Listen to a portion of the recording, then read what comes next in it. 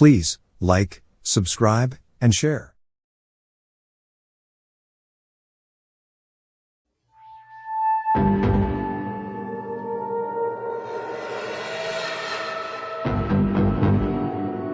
Vanishing Point.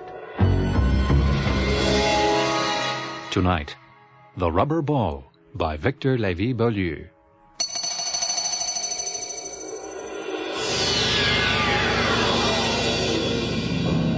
That old man in the corner. See him?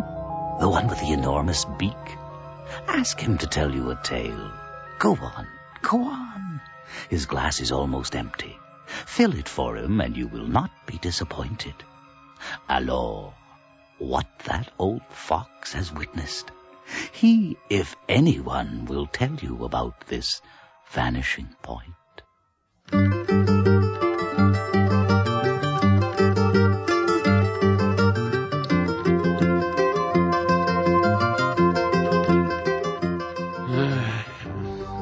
Well, I'm just an old bureaucrat. I've spent 40 years in the civil service, getting all the poetry and spice and dreams stomped out of me so that I can't tell a half-decent story anymore. Oh, not like my daddy could, or my granddaddy before him. No, I'm not much of... Oh, it's kind of you to say that I'm the best storyteller in Poenigamuk. But what does that mean anymore? What does it mean when the whole village has spent the last couple of decades watching colored television till its eyes nearly fell off its face, eh? And when almost all the men kill their good brains working for the province? Huh. Oh, I can try, I suppose.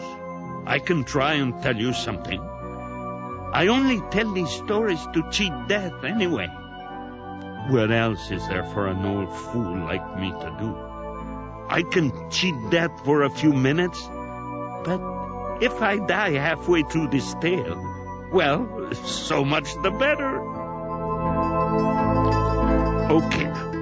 Charlemagne Braque was the coffin maker here in Poenigamuk. I guess he was about 50, a bit older.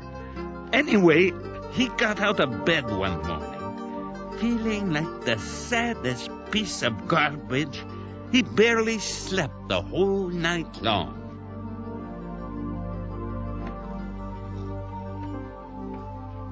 Oh, my gut hurts. He tried to blame the gut on his wife's cooking, but she was sound asleep, and anyway, he knew it was probably something much worse. Oh, I bet I'm dying. Oh, this is how it starts. I'm either going to die of a sore gut or from lack of sleep. I can take my pick. It didn't end there. He looked over at Madame Braque, snoring her head off. Sleep your life away, as if I could care. I'm dying of a sore gut, and you lie there making more noise than the Victoriaville train. Let's see what else can go wrong. Oh, what an ugly day. Thunder, lightning, a sore gut, a snoring wife, a storm coming. Mathilde, maybe her new calf has come. Charlemagne ran full tilt to the barn. He ran so fast, he barely noticed the ominous clouds hovering so close above his head, or the queer way the sun looked, a bit like a goose egg swimming in a sea of grease.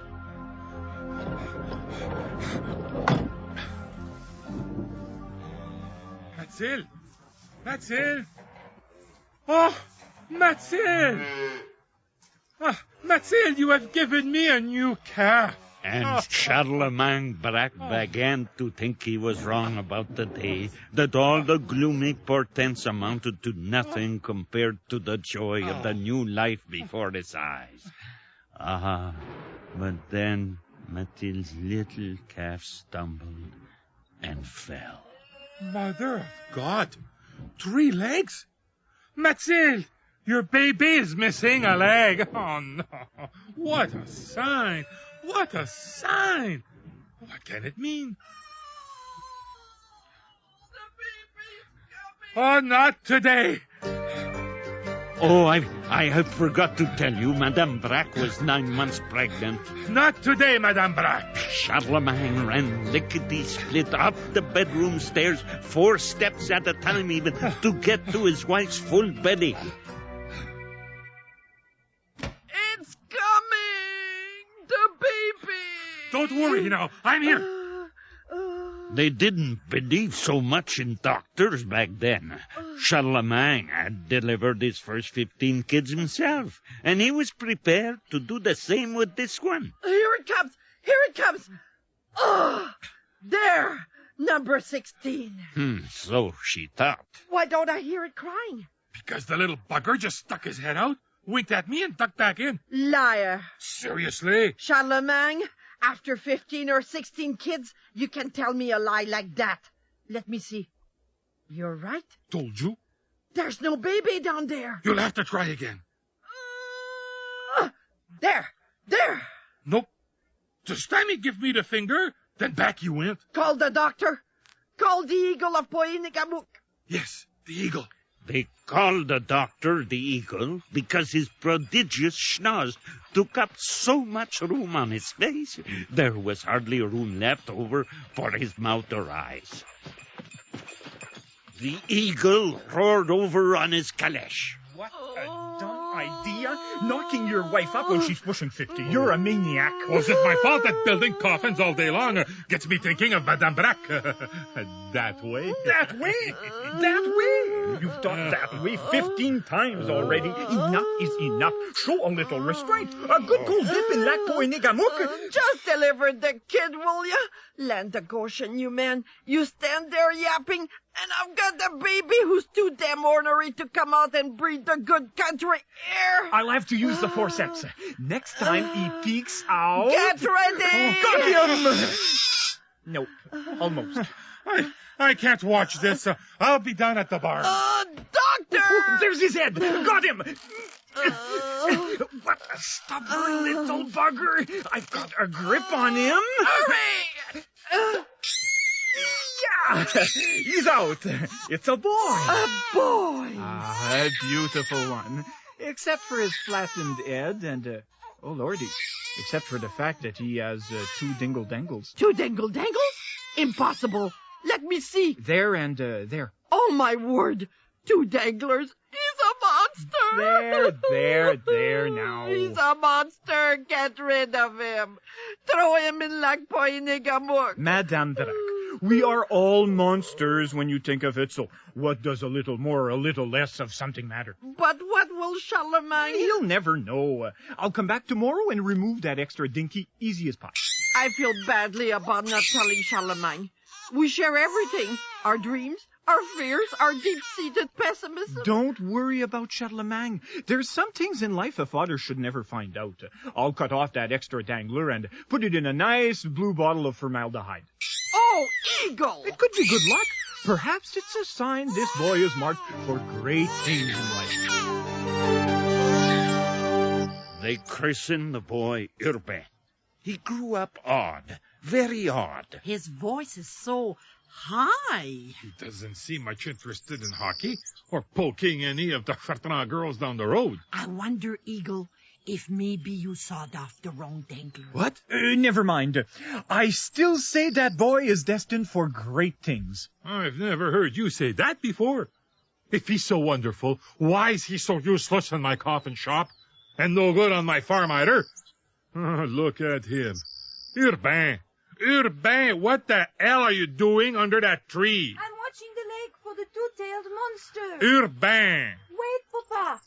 Listen to this poem I just made up. Oh, no. In Lac Poinigamuk, a monster lurks, a 2-tailed beast beneath the murk, living on babies with a seaweed garnish and pregnant mamas. I don't have time for this. Madame Braque, we must confer with the eagle of Poinigamuk. We are simple country folk, and we could use the advice of the prodigious nose. The eagle has more brains than one nostril than any 2 encyclopedia. You want your doctor's frank opinion? Send Urbain off to your uncle in Springfield, Massachusetts. Should I? You're an old man. He'll drive you crazy. Children can do that even to young parents. It's not such a bad idea, Charlemagne. In Springfield, he could get work at that rubber tire factory. Your old uncle is nearly deaf, so he won't have to listen to that foolish boy recite his poetry. But it's so far away. What is a raindrop? Is not a bit of lake? What is the ice pond? 4 million snowflakes. Okay, the boy goes to Springfield. Bye. Bye-bye. He's winding up for a last call. Hey, run for the Big and canal! mighty St. Lawrence, flowing by me in swift currents, heading for the ocean in torrents, while I go the other way in a train. Pretty state of Massachusetts. Jeepers. Massachusetts. But pretty state of Massachusetts, home of deaf old Uncle Woozits. Better don my new galoshes in case it starts to rain. Should have sent him to Khartoum. Uncle, I know you can't hear me, but I'm not completely happy in this Springfield, Massachusetts tire factory. He misses home. Bah, A little? not a jot. Still, he might have left Springfield and come back, except for an important event which suddenly gave meaning to his boring poems and everything that had occupied his defective mind since childhood. He got his idea. The people have gathered. The falls are waiting. The world's press is on hand, anticipating a terrible end for the boy of peasant stock, or at least a chickening out after all his big talk. But Urbain's head labors 'neath his dream. His chest swells with pride. Fear flies the scene. A brilliant future is coming to pass. Urbain Braque, hero at last. Oh, mother of God, that's bad stuff. It makes my stomach sore. It fills us with the nameless dread. What does it mean? I'm going to shoot Niagara Falls in a rubber ball. Oh, mon Dieu!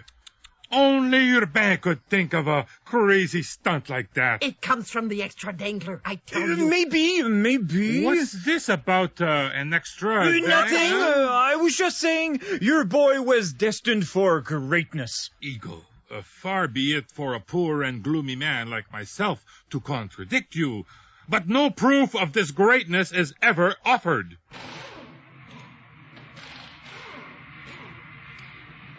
Just like a huge truck tire. My ball will be made of a steel framework covered inside and out by 6 layers of black rubber. Oh, I'll add 32 air chambers, and in each of those, there'll be 35 pounds of oxygen. Imagine that, deaf uncle. And then a little tube will run from the exterior of the ball to my room in the interior, and that's how I'll breathe. No, I'm not like the two-tailed monster of Lac Poenigamook. Not me, huh? I need my air. Finally, I'll add a few flashlights with good batteries and a lid that closes from the inside, and there you have it. Everything I need to shoot the falls. Yes, it was bizarre, but those were weird times. We weren't all bureaucrats. Life offered more possibilities. Goodbye, Uncle. I know you can't hear me, but watch the newspapers. Soon I'll be famous. Falls and falls of Niagara the Great. Mountains of water.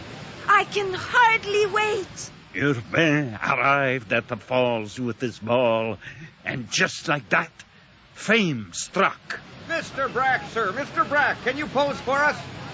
And again, sir. And now a shot of your noble profile. There on high, Urbain the Magnificent, leaping into the liquid, so brave and confident. My left profile is nice, too. Madame, look at what it says in the Gazette. Locally birthed poet to shoot falls in ball. It's our Urbain.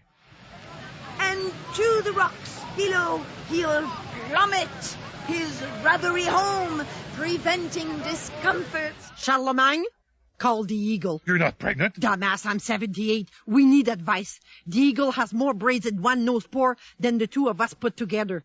We have to stop this suicidal venture, and only the Eagle can help us. Will he survive? Will he be maimed? Of course not, silly, because only great fame can furnish such a daring deed. Oh, noble Urbain, in his rubbery steed.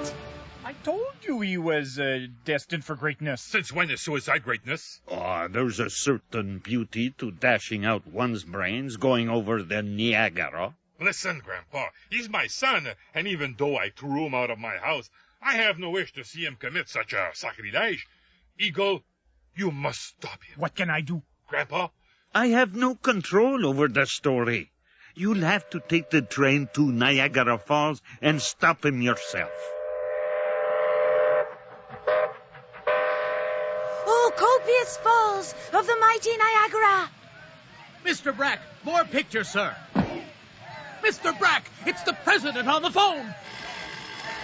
You are an American hero, Mr. Irvin. Mr. Brack, it's the prime minister on the phone. What did the president say just now? He called me an American hero. You're an American hero, Mr. Urbain. Yes, sir. The train bearing a very anxious Charlemagne and Madame Brack and an increasingly drunk Eagle raced through the night. I think the doctor was getting drunk because he was feeling a weeny bit responsible. I must have cut off the wrong dangler. Well, how was I to know, huh? The doctor was carrying the severed appendage in its little blue bottle of formaldehyde. Here we are at Niagara Falls. And look, there's Urbain. Where? Down there, surrounded by reporters, reciting idiotic poetry. Eagle, you tell that boy to come to our hotel room lickety-split. Well, I can tell you it'll be fruitless to try and dissuade him. We have to try. It's our duty to God. Hello, Son, son, son. Father, Mother, Eagle. You must abandon this dumb plan. I feel a poem coming on. Stuff that. Here's $5,000 we've saved. That's a lot of coffins. It's for you, provided you don't shoot the falls in that rubber ball. You can do what you want with that money, because I'm going ahead with my plan. Keep $5 aside, however, just in case you have to make a coffin for me. Goodbye, Mother, Father, Eagle. Oh, well, I guess we need heroes, even foolish ones. Didn't I always say that boy was destined for great things? We'll see about that. Come on, madame. We're taking the train home. Well, you could at least stick around and see him go over. Let the boy kill himself if he wants, but madame and I aren't watching. It's home to Pohiganamuk for us. I think I'll stay here with Grandpa and watch, if you don't mind. I saw Urbain into this world. I may as well see him out of it. Fine. Then you can pack up the boy's body and accompany it home. I'll have the $5 coffin waiting.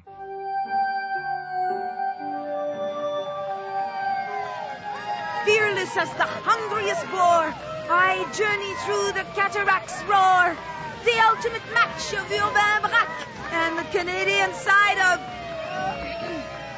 Niagara. Not my best poem. Now, what do you suppose could have been in that poor boy's mind as his rubber ball, with him locked up inside, rocked gently down the river to the edge? I can tell you, probably not much. Probably reciting bad poetry. Above the watery grave of martyrdom, I teeter, then topple, then make the plunge. It's falling now! It's over the brink. It's over the falls. It's in the drink! He isn't bouncing back. What's happened to his flotation tanks? Holy Mother of Mary, why isn't my boat bouncing back to the white crescent surface? It's been a minute now, and still no sign of Urbain Brack. Water is pouring down my air pipe. Where are you, my boy? Rise back up! Come on, Urbain. Up! Up! There it is.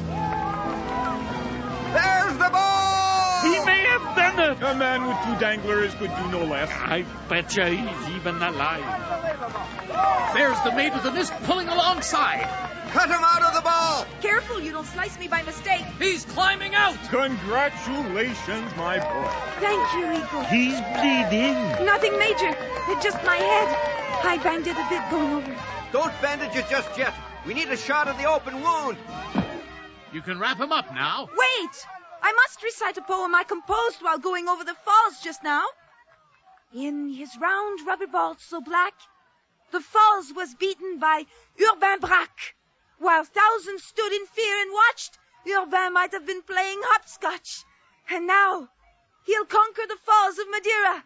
A 1,000-foot drop, straight and sheer, where even the white-winged birds are afraid.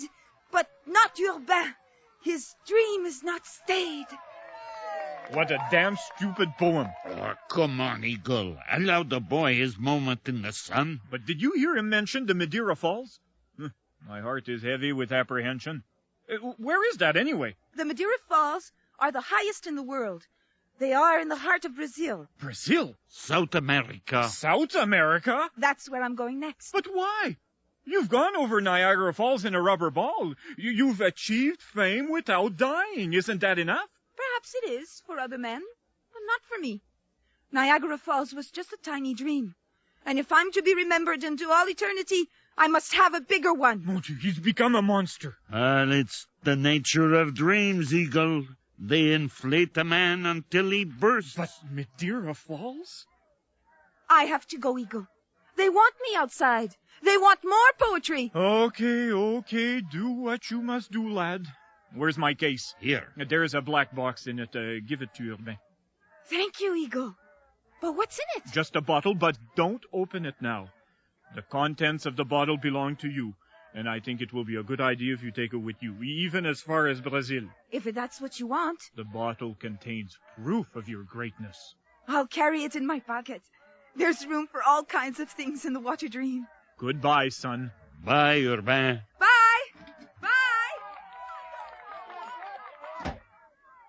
Well, he's gone. I can see him from the window. Look at the crowd waiting for him at the station. Look how the crowd parts for him. Like Moses and the Red Sea. He's going to address them. Open the window so we can hear. I've packed my bags. I'm almost gone to my mile-high destiny on the Amazon. Enough of that. Hey, Grandpa, want to split a gallon of gin? Well, I've got nothing else planned. I brought a bottle of maple syrup. We can use it for a chaser. Oh, geez, I'm depressed. Half and half? Oh, Grandpa, my prodigious hunger is aching. I'm sad, I'm sick, tired, sore. I'm going to get pissed up, then up the train back to Poinégamook, where I will soon die in silent obscurity. Yeah, and leaving me to finish this story. That's just great. Forgive me, Grandpa. It's just that I hate sad endings. Santé! Skål! Madame and Charlemagne Braque died in a fire that demolished their coffin shop and the farmhouse.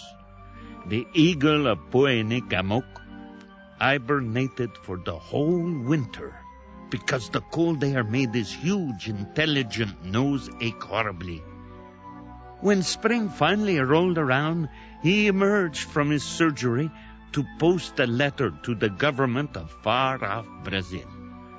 He was a dying man, but he wanted to know before he kicked how Urbain made out at Madeira Falls.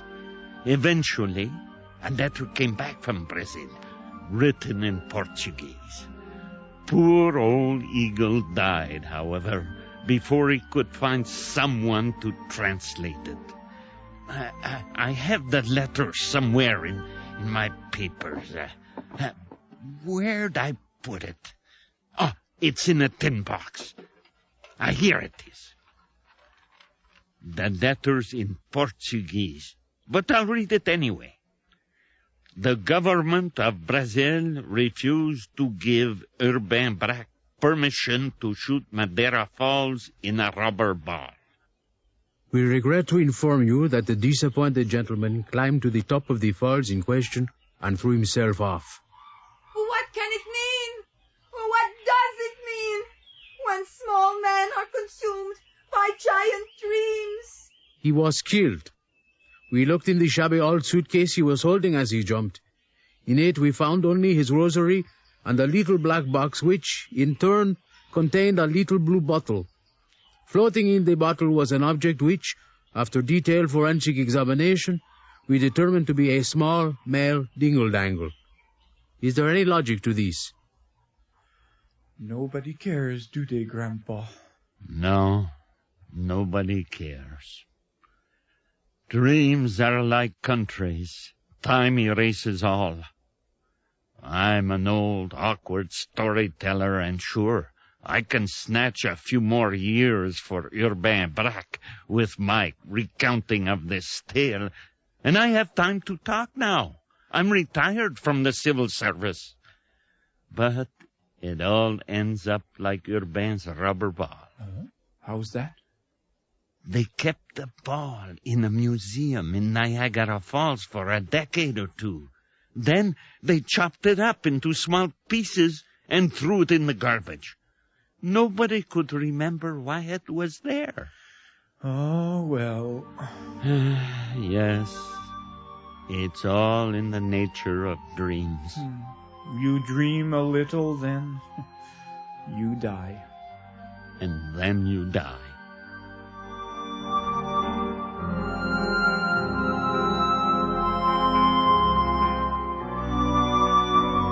Le vieillard nods off.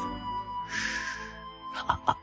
But before you slip away, have Madame top up his glass. One more for the road, hein? Salut, au point de fuite. The Rubber Ball by Victor Lévy-Beaulieu. Dramatized for radio by Dave Carley. Featured Ronald Séguin as Charlemagne, Robert Trudel as Grandpa, Laurette Rouillard as Madame Braque, Claude Dorge as the Eagle, and Louise Cloutier as Urbain, with Vern Thiessen, Harry Nelkin, and Richard Hurst. Original music was by Randolph Peters. The series script editor is Sandra Rabinovich, and the voice of Van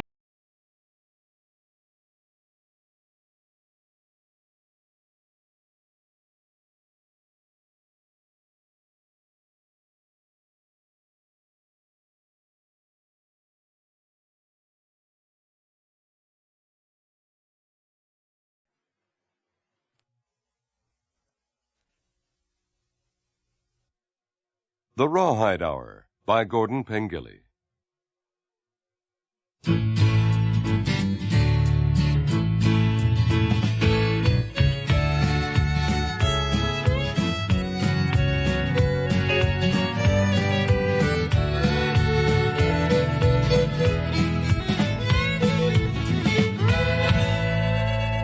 That was Dave and the Spurs a-dumping their good stuff on the airwaves in the Cowtown just for you. My name is Roy Boy Long, and this is the Rawhide Hour. Rollin', rollin', rollin', stop that dial rollin'.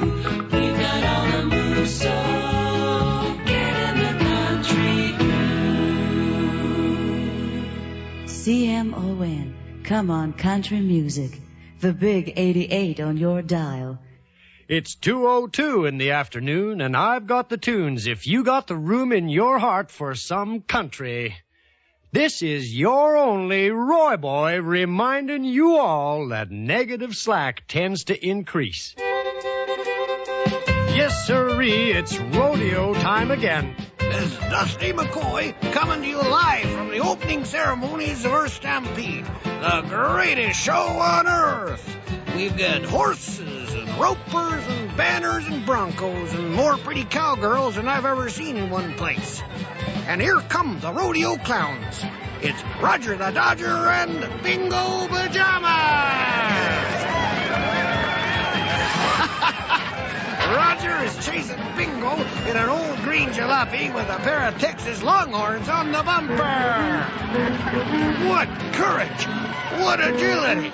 These are the most entertaining rodeo clowns in the world, and the crowd is eating it up! Get off the air.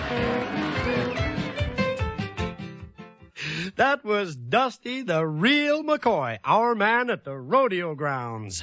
Country in the soul, country in the blood. Country 88 is the one most loved.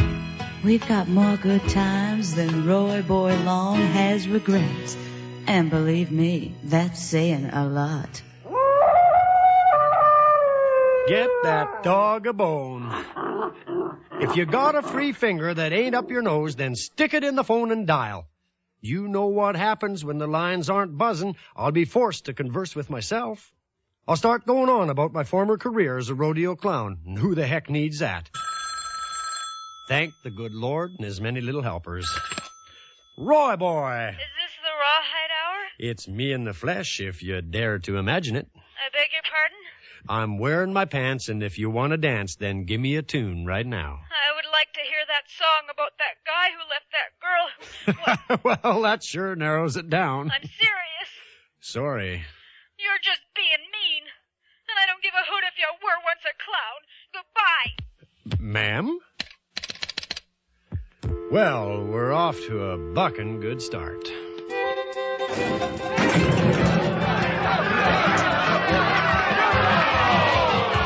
In the dirt, tough ride.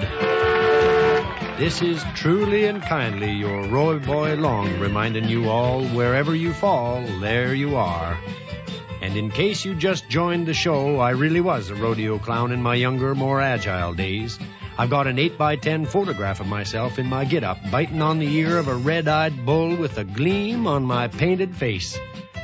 Then it all got sadly erased when I was gored by a bull in Cheyenne.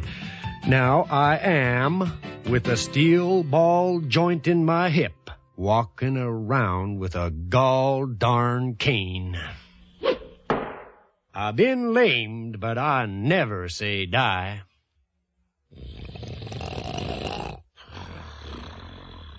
Somebody get that man a coffee. They watch me like hawks around here.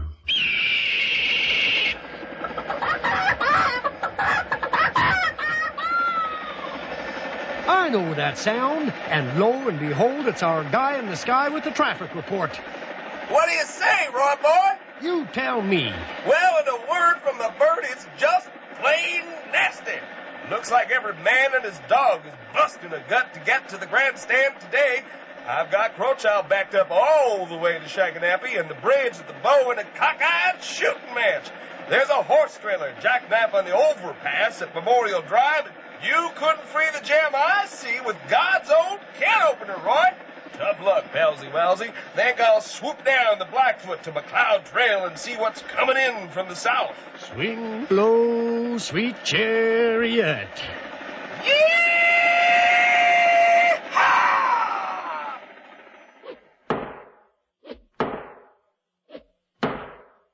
Bum-legged and lonely and chained to the ground, but I know you're out there somewhere. Call. Hey! Rawhide Hour, you're on the air. I rode Brahma bulls back in the 20s and 30s. You did not. I sure as hell did. How many bones did you break? I broke all of them, Roy. I broke so many bones, I rattle when I walk. They don't make bulls like they used to, Roy.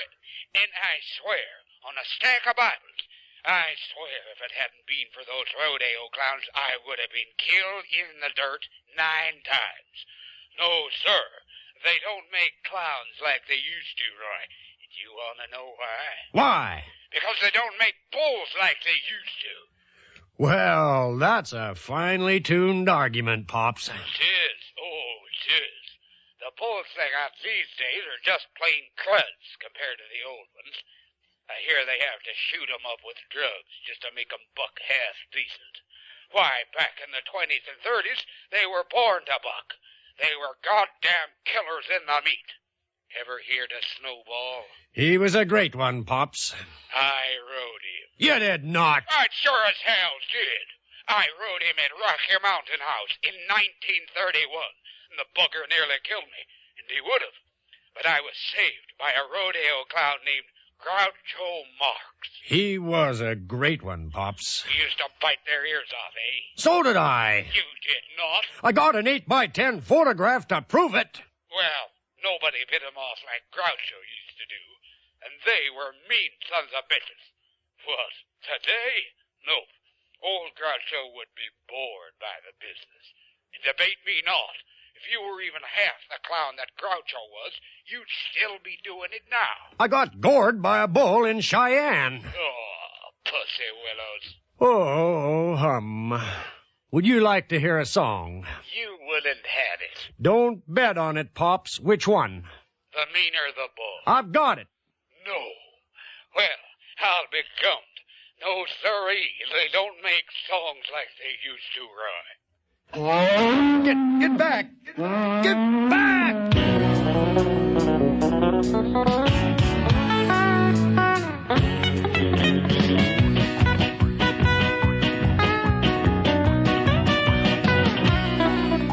The rodeo is over that hill up ahead. If I don't make it, I'd sooner be dead. I won my entry fee in a Vegas slot machine for to ride another bull for a living, and I hope that buggers me. The meaner the bull is, the bigger the bucks.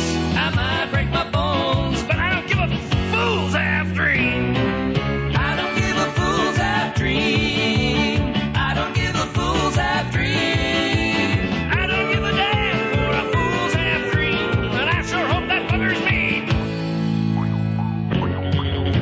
The meaner the bull is, the bigger the bucks. I might break my bones, but I don't give a fool's half dream. This is the Rawhide Hour, indeed.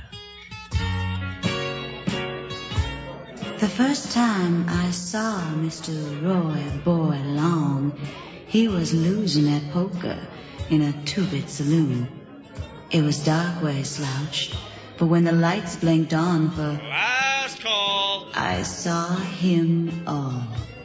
Roy Boy Long, the man with the perfect face for radio. Say diggy diggy come high, diggy diggy come hey, diggy dog diggy doo. Country coming at you. 88. You can hit me, you can beat me, you can make me write bad checks, but you can't take away my tunes. This is your only Roy Boy reminding you all that anywhere is somewhere and nowhere is just a state of mind. State of mind. Shut up! You know, there's a certain breed of cowgirl who can't stay away from the rodeo clowns. Now, you might not think that a man in baggy pants and a big red nose is sexually attractive, but I've had some experience to the contrary. I kid you not. They used to hang around the chutes and blow me kisses, and when I got gored by that bull in Cheyenne, the girls wept buckets for me. They sent me flowers in the hospital by the bushel. It helped to soothe the pain. The whiskey did too, but that's another story. Whiskey! Get back! Get back! When I was a rodeo clown... Answer it, Slowpoke. Roy Boy. I'm sorry I hung up on you last time. You again, huh? I am sincerely regretful for having hung up. It was not my intention to be unfriendly, for I was one of them cowgirls you speak of. You were? I would not fib. I blew you kisses by the chutes in the prime of your bull-teasing best. You were the funniest and most courageous clown of them all, and that includes the late Groucho Marx, who was my daddy. Well, I'll be dunked and thudded. My only regret is not having been there when you got gored by that bull in Cheyenne. Aw, shucks. I read it in the paper, and my heart just sunk. Shuckaroos. Oh, well, life goes on. Whatever I lack in mobility now, I make up for with a good taste in songs. did you think of that one you were asking about? I don't remember its name, though. We'll sing a few bars. Really? Sure. Okay.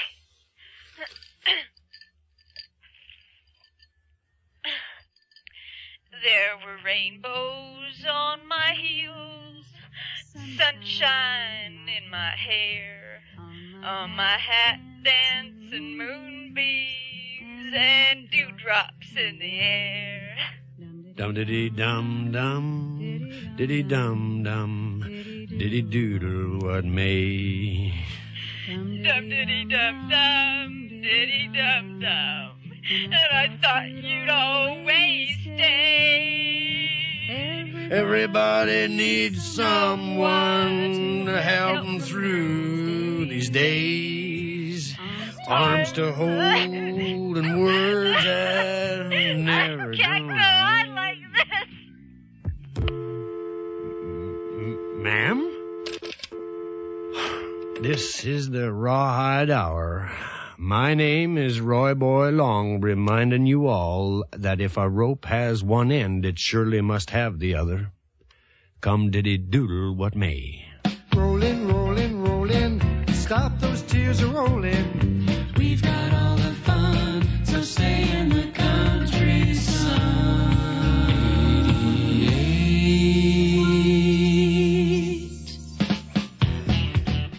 CMON. Come on, everybody. Catch fire. This is radio that burns up the airwaves.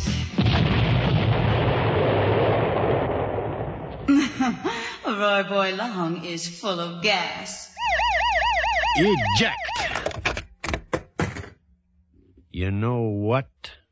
If builders built buildings the way some programmers wrote programs, then the first woodpecker that came along would probably destroy civilization.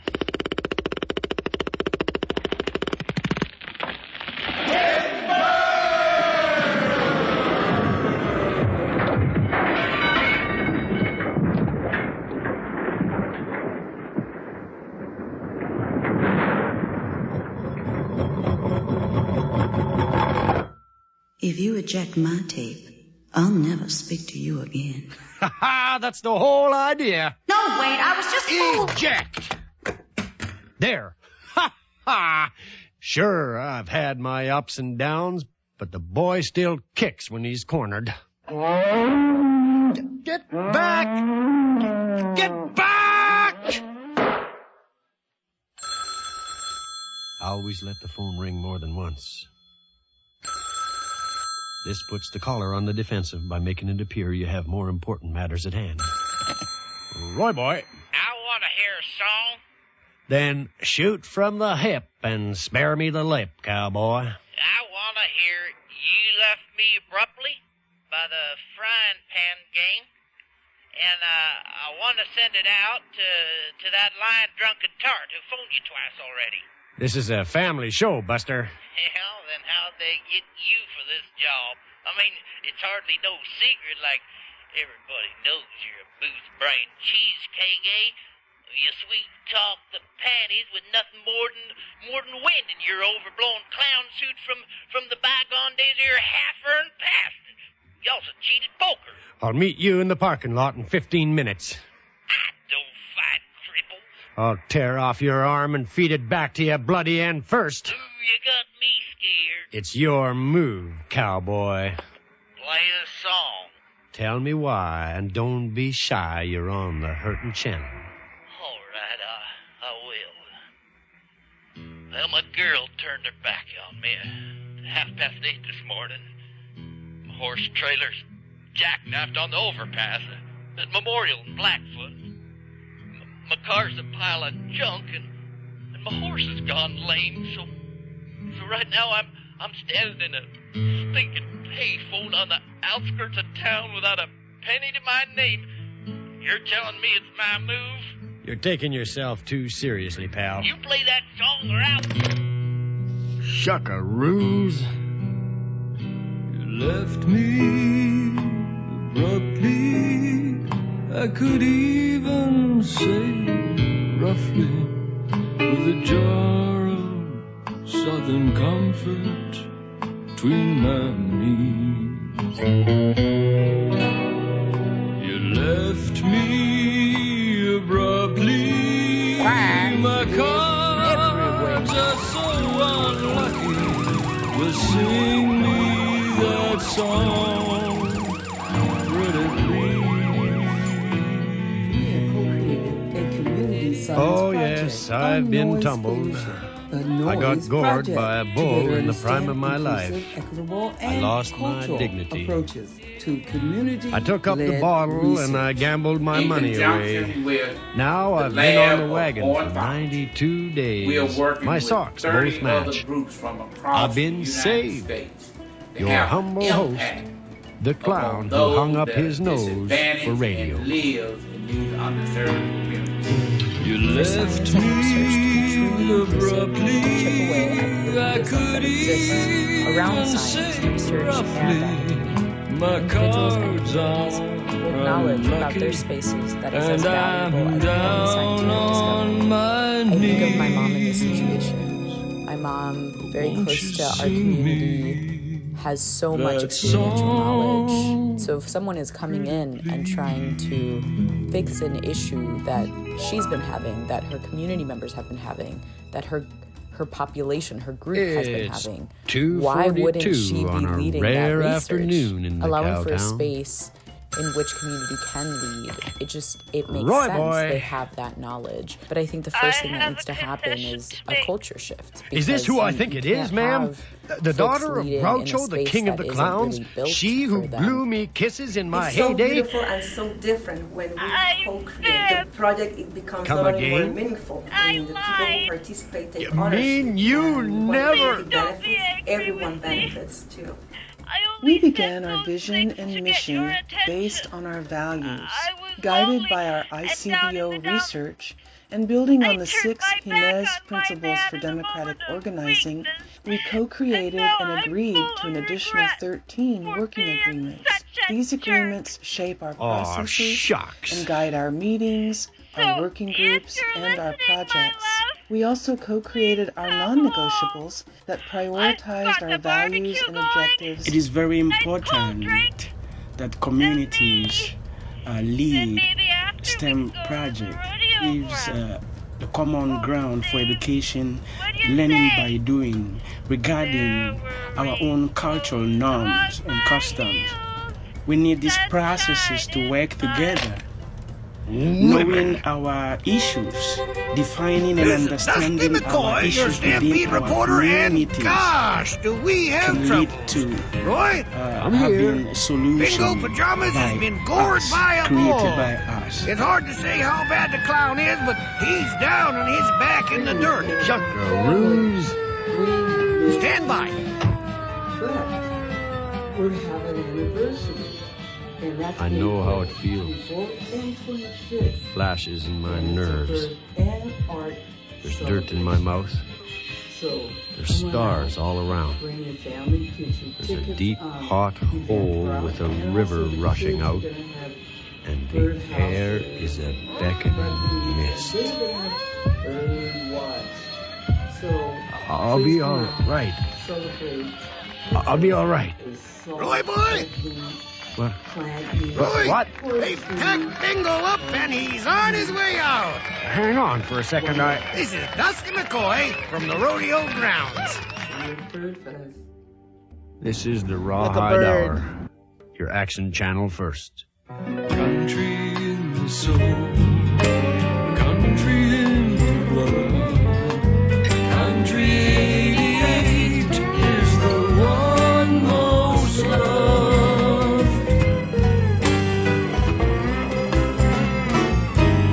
Hello, welcome. Let's start to have some fun. Go away! Came in. I'm tired of your feeble requests. I'm sick of my own bad jests, and I don't give a damn what you got on your chest anymore.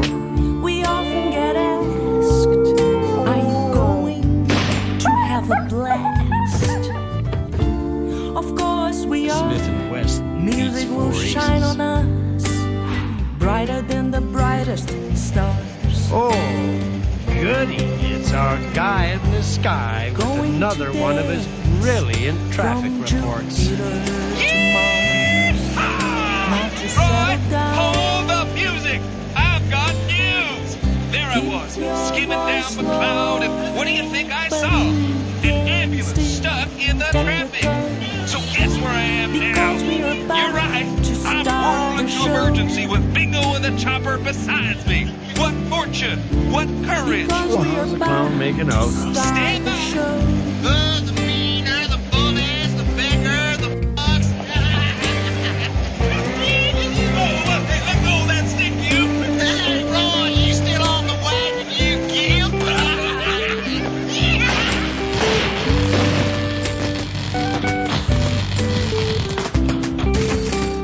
I need a drink. You? The beast? Oh, yeah, then come on! Just a second. Where's my nose?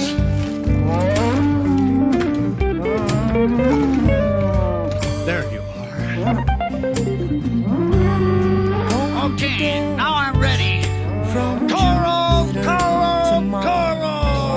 Now to settle down. Hey, Jack!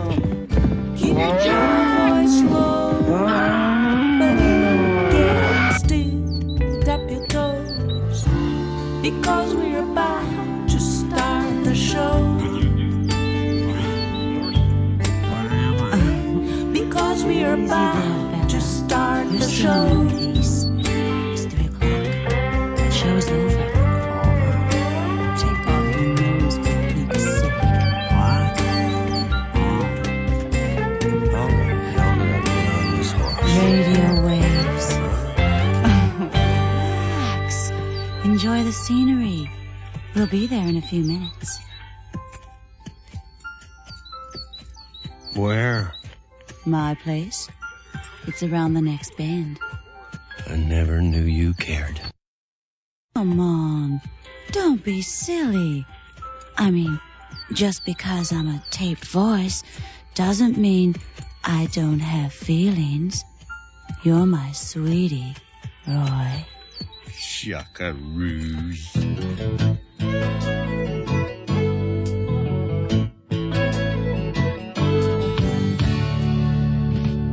Nobody really understands or even seems to care what anybody else is doing.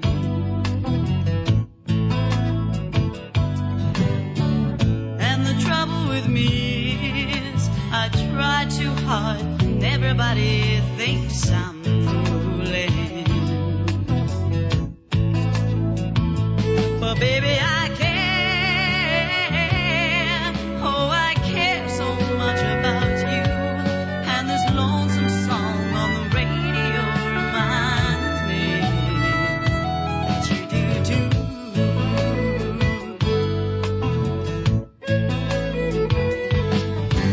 Nobody truly gives a damn or even wants to share what anybody else is feeling.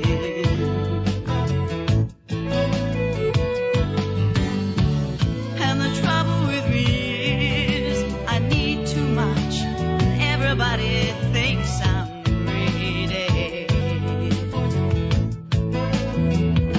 But I just care. Oh, I care so much about you. And this lonesome song on the radio reminds me that you do too.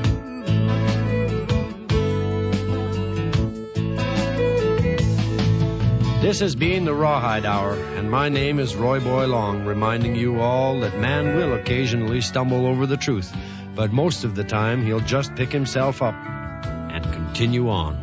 Thanking you. So long. But I just care. Oh, I care so much about you. And this lonesome song on the radio reminds me that you do too.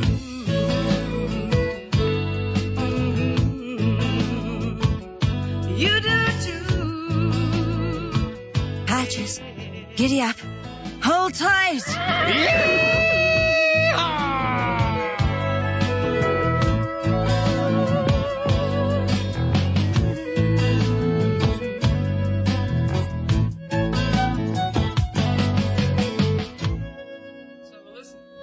Use this for a guide track, which is good. If you can, all that junk that we just did.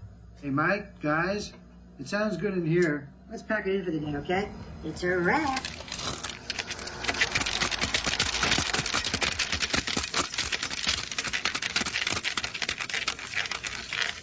That she can move to this new country, and people are The glad to see Rawhide her Hour by and make Gordon friends with her. Pengilly, She featuring likes Dennis to live in a country Robinson where as people Roy from Boy all Long, over the world with Ty Hallis as the unite drunken in woman, friendship. Bill Davidson as Old Things Buster, change. and Paul Whitney as the Sometimes Old Cowboy. changes make us Also sad. in the cast were Kent Sometimes Galley, Blair Haynes, changes make us Don happy. Hill, Chris Moore, and Rhonda Trott as the Cowgirl. Music was composed by Michael Becker. Series script editor is Sandra Rabinovich. Recording engineer was Al Lambert. Sound effects by Eric Wagers. Production assistant, Ivan Tudosica.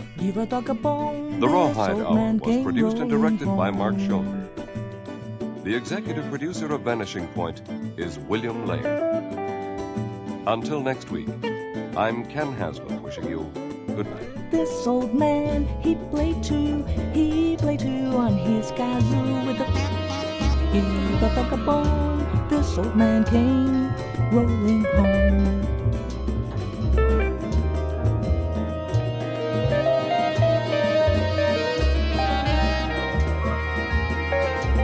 This old man, he played three on his ukulele with a give a bone. This old man came rolling home.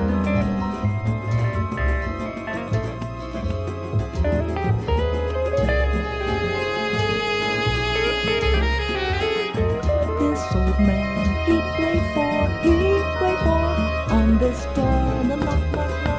If I talk about this old man came rolling home.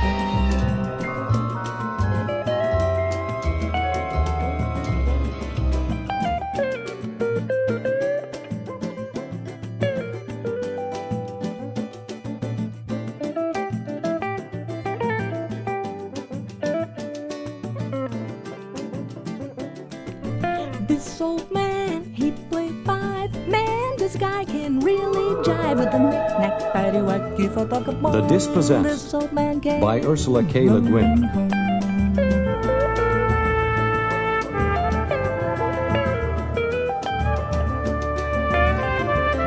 The outer planets have declared their independence from the Urasti Empire. On Eurus itself, the state police try to isolate Shevik, the brilliant physicist, from the anarchist world of Anaris. But Shevik escaped.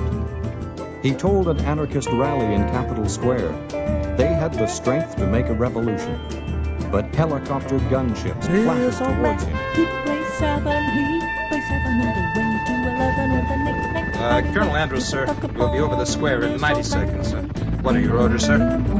Can you pick him up on your radio? Yes, sir. We have nothing but our freedom. We have nothing to give you but your own freedom. We have no premiers, presidents, bankers, no landlords, no wages, no charity, no police, no soldiers, and no war. Open fire. Shevik will be right in the middle of it, sir. Get him first. Bloody anarchist traitor. This old man came rolling Find the revolution. You cannot make the revolution. You can only be the revolution. It is in your spirit, or it is nowhere. He played nine, right on time. His way. Too late, run for it. In this doorway. It's you they're after. You can't stay here. Across the street. That warehouse. Go!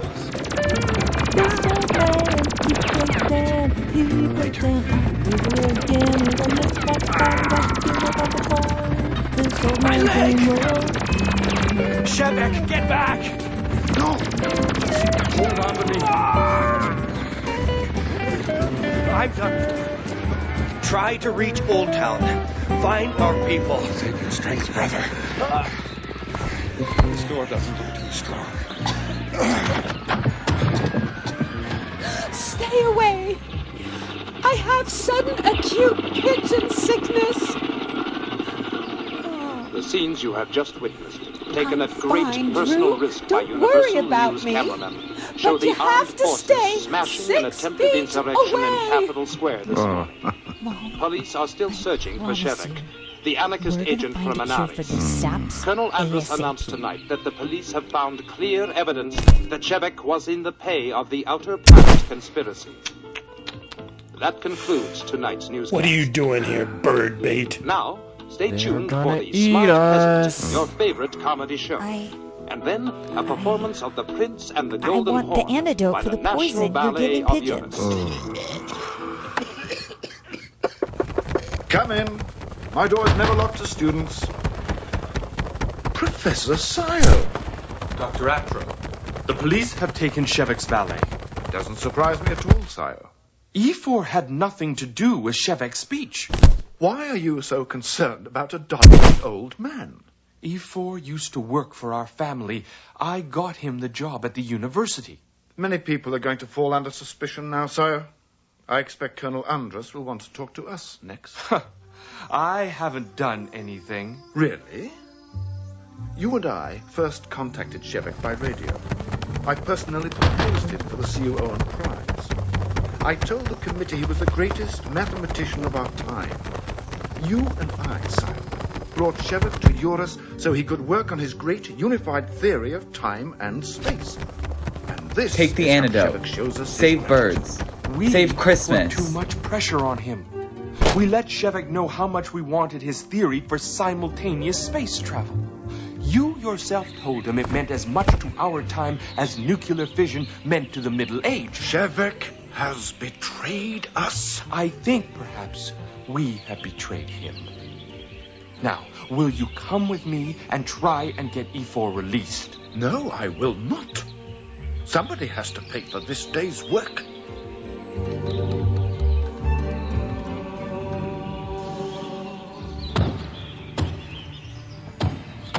Shh. Keep still. Shine your light in here. How long do we have to keep this up? Till they tell us to stop!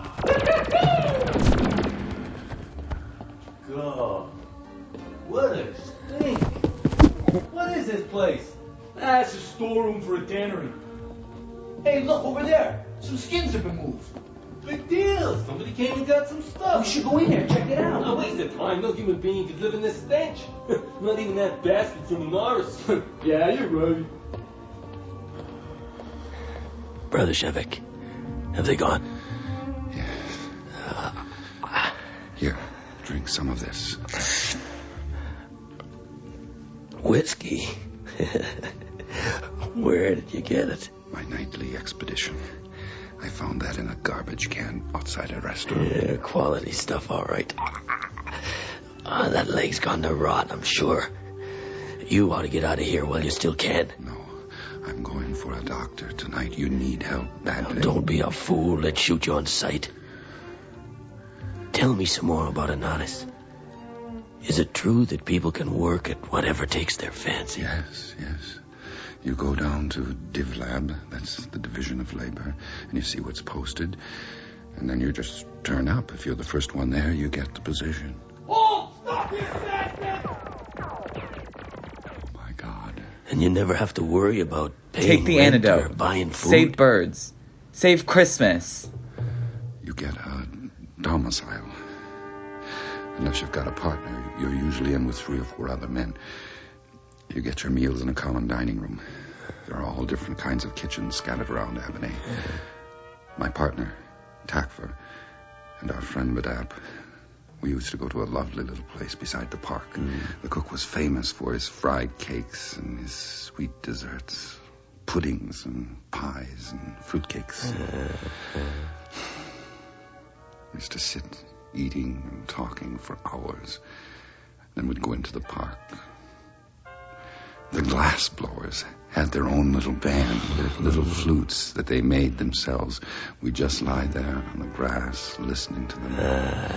Yeah.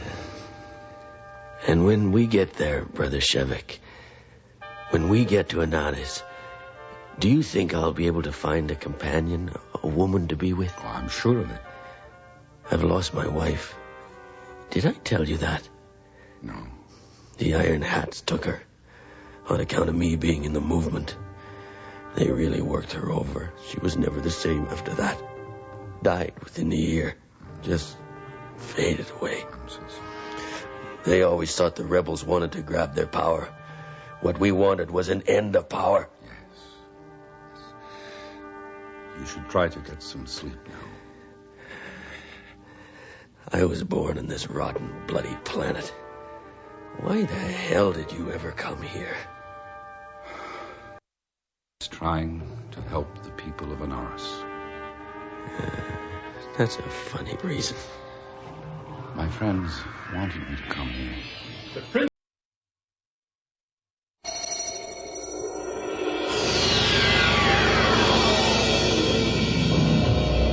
Faith is such a difficult business. God moves in mysterious ways his wonders to conceal, or so it sometimes seems. But if you don't like him now, wait until you see him when he's angry. He gets that way sometimes when his patience reaches the vanishing point. In her 56th year, 3 weeks before the Passover Seder, Aunt Bessie suddenly stopped believing in God. I found out about it when my mother came back from her annual lunch with Bessie and her 2 other sisters. Each year they'd conduct their deliberations over drinks in a fancy restaurant, and this included a complete springtime going over of every other family member. It was one of those rituals that normally put Mom in a good mood.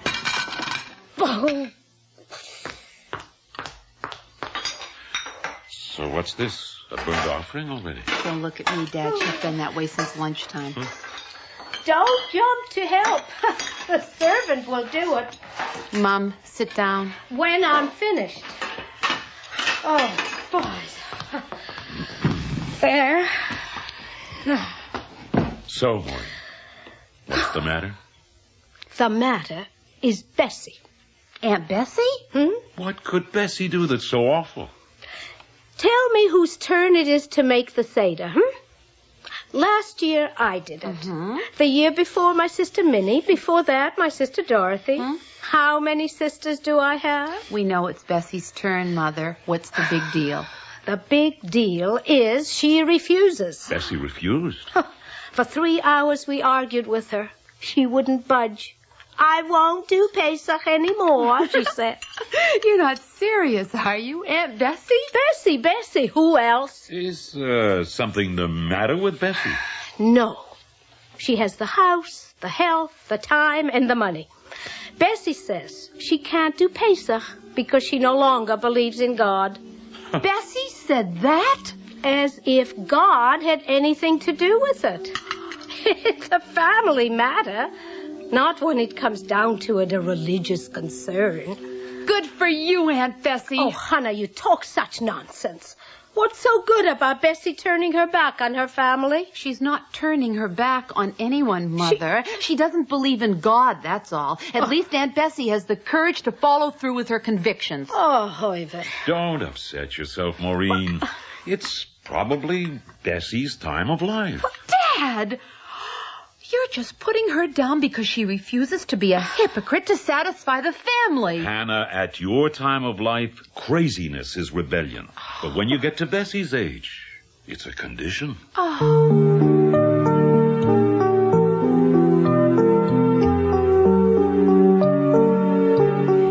When Aunt Bessie withdrew from God, it was no trial separation. It was divorce, decree absolute. We never saw her any more at the high holidays. Even secular references to the Almighty, such as "for God's sake" or "goodbye," disappeared from her lips. No hint of him at all from Bessie. She didn't tell us what led to her loss of belief, and I don't think the family dared ask her. I was only 19. But to me, Aunt Bessie's revolt against the universe was exhilarating. Aunt Bessie! Hannah, dear. Oh, you look in the peak of life. Oh, so do you, Bessie. Where's your mother? I have something for her. In the bedroom getting ready. Hello? Maureen? Bessie here. The way you walk makes my heart beat fast. What a nice color you have on your television. I still have Abe's old black and white one. I've heard it 100 times already. Bessie, the sister without the color. And it's true. Oh, surely you could have one if you wanted, Bessie. Ah. Hannah tells me that you have a big evening tonight, Maureen. Ah, big evening. Once a year, Seymour's company has a dinner dance. Anyways, I rushed over to bring you Grandma's garnet ring and earrings. Thank you. My God. Look at the size of those things. Yeah, those are antique pieces. They're very beautiful. Come on, try on the earrings, Hannah. Oh, no, thank you. Aunt Bessie, they're not my style. I'll wear them tonight and return them tomorrow. No, keep them. Keep them as long as you like. Since I gave up my safety deposit box, they're only in my way. You're not changing banks again. Aunt Bessie, you're such a sucker for those premiums. Which bank is it this time? None. What? I've decided I don't believe in banks anymore. Oh, the savings, interest, the principal, the balance is enough. That I closed my account, turned in my charge cards. Oh, no. Look, money in the hand is real. The rest I don't believe in. What do you mean believe? In God we believe. Some of us. In banks we find convenience. How will you do without checks? Oh, what's a check but a promise? And whose? Mine, the bank's? Look, you know how often those tellers change down there. You don't even get to know their names. Them I should trust? I pay everything by cash. Where do you keep your money? At home. In the coffee can. Oh, my God, Bessie, use your head a little. You're tempting fate. What if, God forbid, a thief comes, or a fire breaks out, or everything you have in the world, poof. Oh, what if no one could be sure of anything? The family waited for disaster. Nothing happened. Fate sniffed the bait and turned away. In fact, Aunt Bessie prospered. Her houseplants thrived, and her soufflés never fell. Moreover, the rezoning of Martin Park raised the value of her house by a third overnight. To me, she was a hero. Like the women I started hearing about in my consciousness-raising seminars, I saw Bessie fighting free of all the petty details that weighed my mother down year after year. Oh, Hannah, let's sit down. My feet are killing me. It's those ridiculous high heels, Mother. I warned you they'd cripple you. You want me to wear blue jeans and sweat tops like you? Believe me, it's very important to look good. Oh, Mom, waiter, could I... Mom, you really buy into all that stuff. Makeup and high heels don't make you a better person. Aunt Bessie... Bessie, you make her into a god. Every idea she has is a pronouncement from Mount Sinai. She's just trying to live her life, Mother. For someone of her generation, that's an act of courage and imagination. Imagination? Ha ha, you said it. Wait up. I can't talk to you. So now you're struck dumb? When you and your Ray are married... That's your answer to everything, isn't it? Well, if Ray and I ever get married, it'll be because we want to, and not because of you and your old-fashioned ideas. Dying of thirst. Excuse me. After a while, I stopped saying anything. I knew Mother would never understand. And to tell the truth, I wasn't prepared for everything Bessie did. Hannah, dear, do me a favor. Go down to the basement and bring up a jar of pickles. So you didn't get a sure, good look at Bessie. the guy. You don't know Anything how tall else? he was. No, just and he the could have been pickles, black dear. or white or possibly Indian or Eve. She's such a happy girl. She's living with Ray. The modern way, she says. If she doesn't believe in marriage, she doesn't believe. Why worry? I should have known you'd encourage her. So freaked out I couldn't even make tea. It's There's like nothing an in my oven mug in but the here. sipping noises I'm calm going me. to open the window.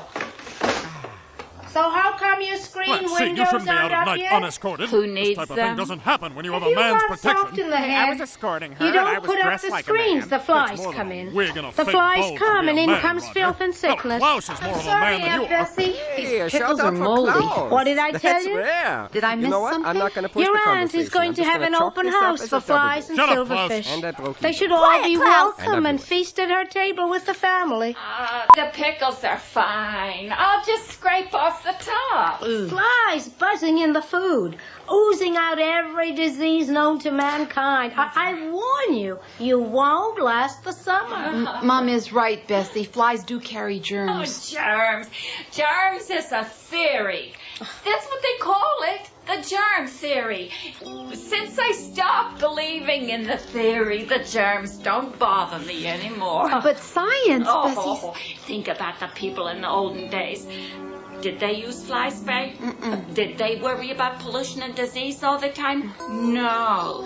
They lived until they were 95, right in the middle of cities filled with rats and flies. You show me a germ, and I'll believe in it. In a microscope, you could... When I live down in a microscope, I'll believe in the germs down there. Come on, sit down, both of you. Lunch is ready. Wait. As long as I'm here. Please like, subscribe, and share.